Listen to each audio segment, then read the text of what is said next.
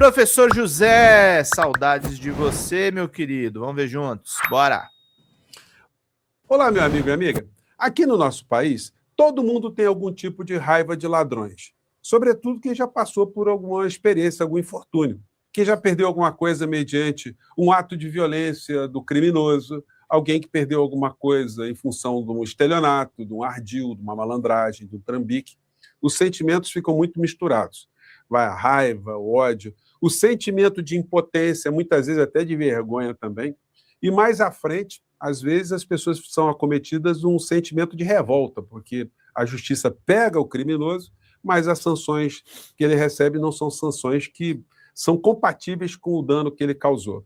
Agora, quando o criminoso ele é um criminoso, é um ladrão da vida pública no nosso país, muitas vezes as pessoas não conseguem ter muita raiva, porque não conseguem entender que o criminoso da ponta, aquele que assaltou, aquele que cometeu um ato grave, ele é fruto desse tipo de delinquente que ajuda com que a estrutura de uma sociedade como a nossa dê espaços para esse tipo de surgimento de criminosos, né?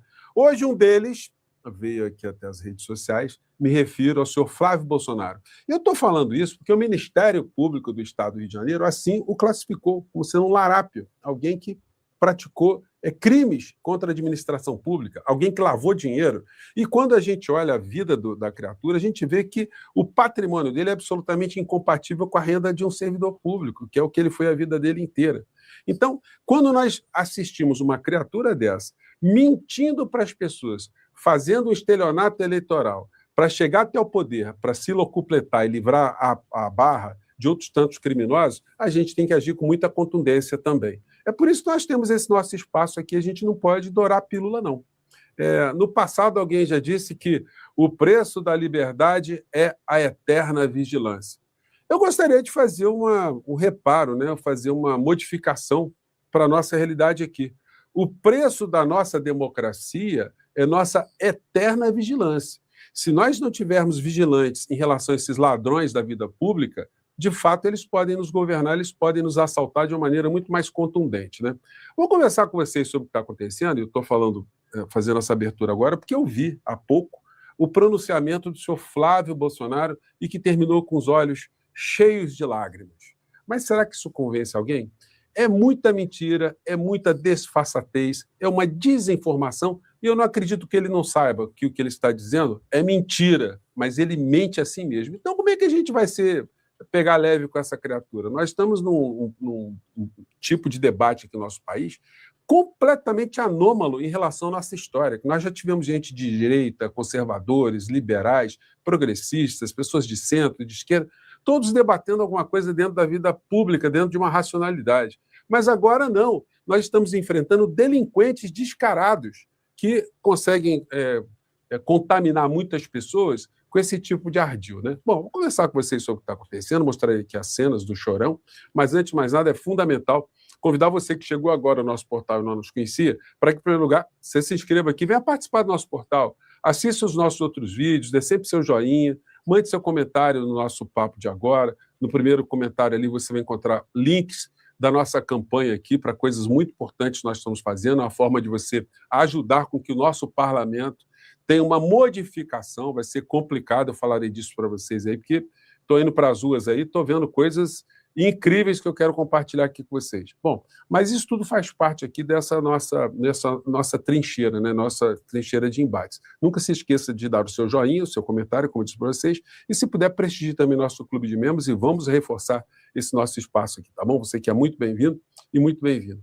Bom, começando aqui com algo que eu comentei mais cedo, né? Aliás, isso aqui, né, é a chamada dos jornais agora na internet. Sem citar nomes, Flávio lê carta de Bolsonaro, deixar diferenças de lado. O Flávio Bolsonaro veio para as redes para fazer um pronunciamento baseado numa carta que o pai escreveu, ou teria escrito.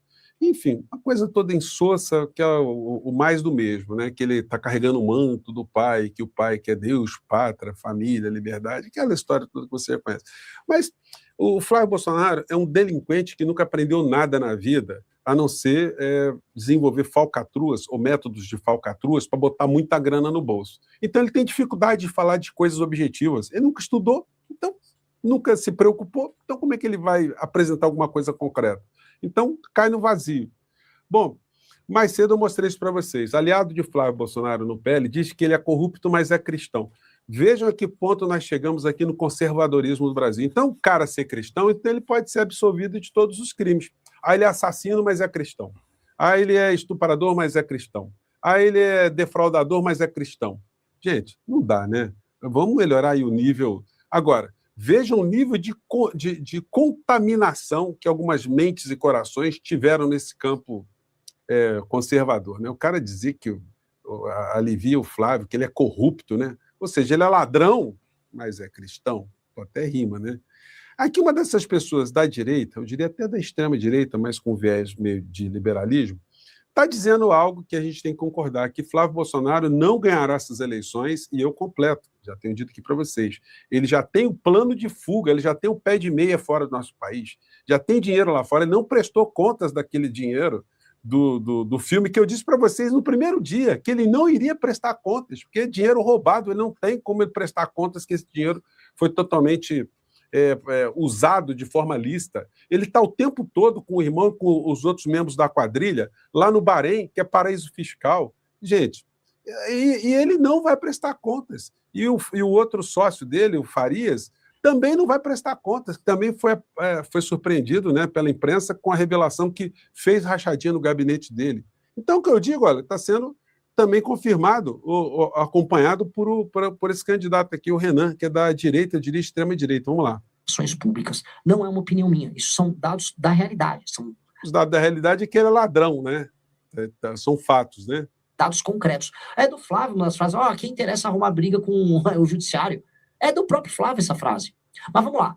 Vamos supor que você ache isso ainda do Flávio. Eu acho que você está iludido. Não muito, não pouco, muito. Você está completamente perdido. Mas vamos prosseguir. O Flávio Bolsonaro não tem chances de vencer o Lula no segundo turno, sob nenhuma hipótese. Isso porque nem saiu as outras coisas que sairão nas próximas semanas. Ele sabe que vão surgir mais coisas do Flávio. Todo mundo sabe. A quantidade de escândalos que envolvem o Flávio, ela é assustadora, porque o Flávio nunca quis ser presidente. O Flávio sempre que está lá em Brasília para fazer negócios. O lance do Flávio é ficar rico e comprar imóveis. Ficar rico e comprar imóveis, né? E arranca o imóvel do Richarlison lá na praia de Angra dos Reis, pega um monte... Essa história do imóvel do Richarlison, gente, é um absurdo total, né? Aonde o Flávio mete a mão é para fazer negócio. É quase que um psicopata, né? Ele só enxerga a coisa que tem dinheiro, onde ele pode arrancar dinheiro. Ele e as pessoas próximas dele. De imóvel em área de milícia. É isso que o Flávio gosta de fazer. Comprou uma mansão. O que o Flávio gosta é de imóveis. Ele gosta de imóveis, então ele tem mandatos para construir imóveis. Se você gosta de imóveis, talvez eleja o Flávio presidente. Ele não vai conseguir, mas... Então, é o que as pessoas desse campo enxergam. Estamos falando de alguém de direita, né? Que enxerga exatamente isso. Ninguém coloca a mão no fogo por essa criatura. Flávio Bolsonaro defende Valdemar investigado por desvio de emendas. Saberá dar as respostas. Gente, alguém apontado como sendo um ladrão pelo Ministério Público do Rio de Janeiro, defendendo alguém que já foi ladrão, né? E que, pelo que a gente está vendo agora, o orçamento secreto, continua na delinquência, continua na ladroagem. Então, a gente fica calmo, a gente tem que manter uma calma, né, uma sobriedade, vendo o nosso país correndo esse tipo de risco de ladrões conversando, fazendo trambiques para assumirem o governo do nosso país. Então, não dá para a gente pegar leve, né, gente? Já passou o tempo que a gente tinha debates civilizados, com gente de direita, a gente podia argumentar, a gente falar de propostas, de visão de mundo, visão econômica, visão do Estado. Não se trata mais disso. Nós temos que fazer a nossa vigilância para evitar que ladrões nos governem. Gente, você ser governado pelo ladrão que assaltou a sua casa, você consegue imaginar isso? Pois bem. Falando disso, Sóstenes e outros 2 deputados do PL são laranjas de Valdemar com emendas de jornal. O Estado de São Paulo fez uma matéria mostrando que o senhor Sóstenes, na verdade, ele já era um laranja do Sr. Silas Malafaia. Ele é o braço do Silas Malafaia, foi office boy, o empregado do Silas Malafaia que o colocou nessa condição aí. Com essa dinheirama que foi apreendida no apartamento dele, era R$500 mil, né? Só que ele já tinha gasto 30. Então ficaram 470 mil, 469 uns quebrados lá. Dinheiro esse que ele não vai ter de volta, porque é um dinheiro que ele não consegue provar a licitude desse dinheiro. E quando a gente vê que ele foi laranja do Valdemar da Costa Neto, o que significa isso? O Valdemar não é deputado. Pinguem, então, gente, superchat. O Valdemar pegou 3 laranjas para distribuir dinheiro. O líder do PL na Câmara, deputado Sóstenes Cavalcante, e os deputados Luiz Carlos Mota e Capitão Alden aparecem como autores formais de 119 milhões em emendas parlamentares de comissão, que, segundo a investigação da Polícia Federal, teriam sido controladas pelo presidente do partido, Valdemar da Costa Neto. As informações são do jornal Estado de São Paulo. O Sóstenes fez indicação, junto com os outros 2 deputados, de emendas que ele nem sabe para que lugares são, para que servem, enfim, porque ele estava de laranja do Valdemar da Costa Neto. Essa é a Orcrim, gente, por isso que brota dinheiro no apartamento dessas criaturas, né? Aí vamos aqui ao estelionatário chorão, e aí, mais uma vez... Gente, eu confesso a vocês que eu fico constrangido também de falar essas coisas que eu falo, porque eu sou da área jurídica, eu sempre tive muito cuidado com as palavras, e a gente tem que ter responsabilidade do que a gente fala. Mas quando você está diante de um vigarista, o que você vai dizer? Vai dizer, não, Vossa Excelência é uma pessoa que não se coaduna moralmente com os princípios da lei. Não, gente, é no português claro, é vigarista. E aí é o seguinte, a prova é o comportamento que ele tem, irresponsável e criminoso de falar as coisas que ele fala. Hoje ele vê a público e no final ele chora dizendo coisas como essa aqui. Por que o Brasil não deveria ter sido, ser tarifado, mas é uma decisão política do governo americano. O Brasil acabou de ser tarifado também, mais 55% pela China. Não sei quem vocês acompanharam de ontem para hoje. O que excedesse uma cota, né, de exportação de carne. Primeiro ele mente, né, que foi para os Estados Unidos defender que o Brasil não seja tarifado. Todo o setor empresarial do nosso país já sabe que ele é um estelionatário, que ele foi lá usar o... Obrigado, Carolina! Não para defender o Brasil, mas para defender a sua própria 105, pele e fazer filminho para botar nas redes sociais. Todo mundo já manjou isso, que é uma pessoa que não tem a menor credibilidade para governar absolutamente nada. Todo mundo sabe isso que o Renan acabou de falar, que ele é um fazedor de negócios. Ele nunca teve preocupação em aprender absolutamente nada para ajudar a modificar nada na sociedade brasileira. Aí segue ele aqui. Carnes para a China, além dos 12%, que o Brasil já é tarifado quando exporta carne para lá, o que excedesse essa cota seria mais 55%. Então a gente está falando de 62% de tarifação da nossa carne brasileira a partir do momento que essa cota ela é estourada. E estou disposto também a buscar, né, o governo chinês, a embaixada aqui para... Gente, olha só, vamos desmontar aqui o estelionato da criatura. Primeiro que o governo chinês não está taxando a carne brasileira. Os chineses estão preocupados com o seu mercado interno, com os produtores rurais internos lá na China. Eles não querem deixar uma invasão de proteínas chegarem na China e acabarem ou destruírem os seus produtores internos. Então, eles fizeram um freio de arrumação, praticaram aqui uma contenção, tarifando esses produtos para que eles não cheguem mais baratos na China do que os produtores lá conseguem fazer.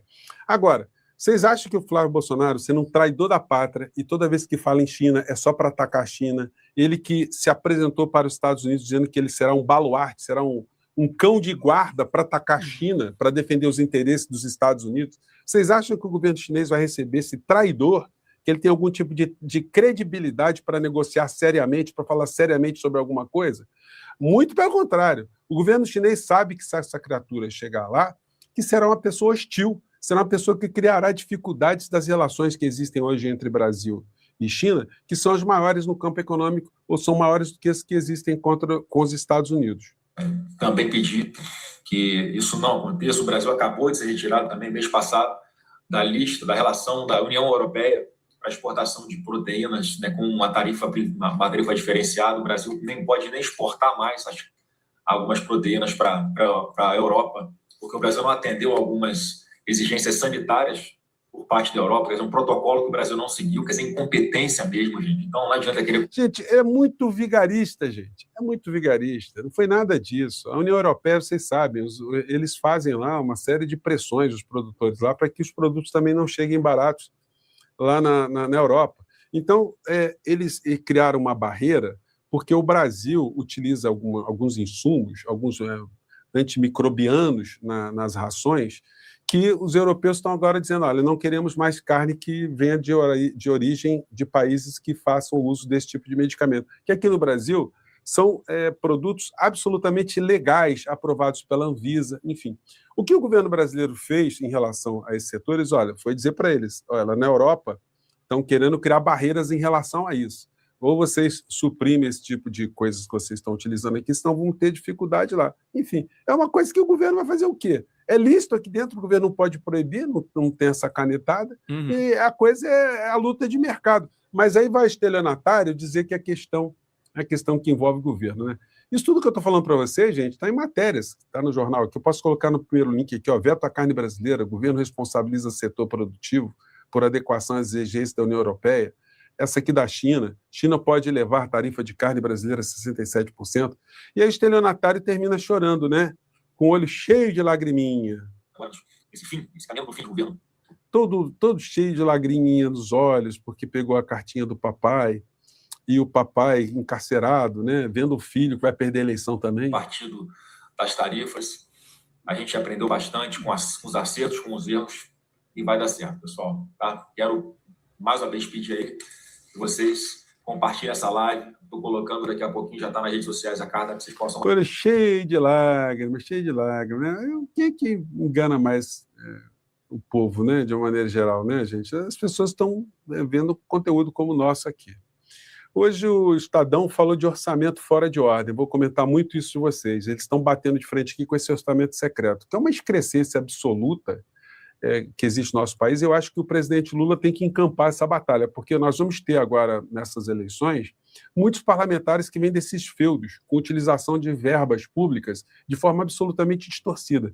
Quem está rodando a sociedade como eu estou rodando, aliás, amanhã eu vou colocar um vídeo para vocês aqui, dessas minhas andanças, nesse domingo eu vou colocar aqui para vocês, e eu estou me deparando com bolsões, onde está sendo perceptível esses currais eleitorais, com volumes de granas gigantescos para comprar cabos eleitorais, prefeitos, vereadores, pessoas de um modo em geral, com todo tipo de benesse, dada por esse tipo de excrescência. Então, tem que ser uma coisa que nós temos que combater, e se eu chegar lá, gente, olha, prometo a vocês que a pancadaria vai ser imensa em relação a essa excrescência, né?